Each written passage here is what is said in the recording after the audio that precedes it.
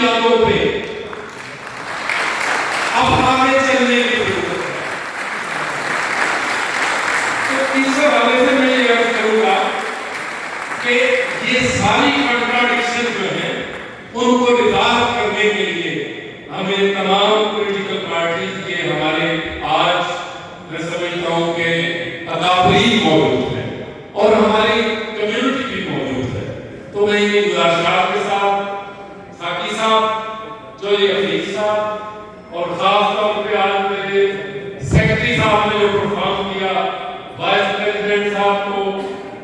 Finance secretary صاحب کو اور آج کے تمام منتظمین کو اور حاضرین کو میں مبارکباد پیش کرتا ہوں کہ آپ تمام نے آج یہاں اکٹھے ہو کر یہ مکالمہ سنا اور بات کی. میں سمجھتا ہوں کہ اختلاف رائے ہی اصل ہے سوسائٹی کا، اور ایک صحت مند معاشرے کے لیے بھی اختلاف رائے کا ہونا ضروری ہے. باقی رہی بات آرٹیکل 19 فریڈم آف ایکسپریشن اور آرٹیکل 19A جو فریڈم آف انفارمیشن ہے، یہ ہمارے فنڈامنٹل رائٹس ہیں.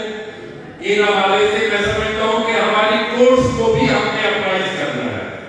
کیونکہ ہماری قانون اور آئین کے کسٹوڈین جو ہمارے جو انٹرپریٹ کرتے ہیں ہمارے ججز صاحبان،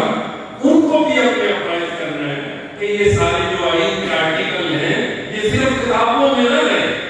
بلکہ ان کی پریکٹیکل شیپ میں امپلیمنٹیشن ہونی چاہیے. یہ نہیں گزارشات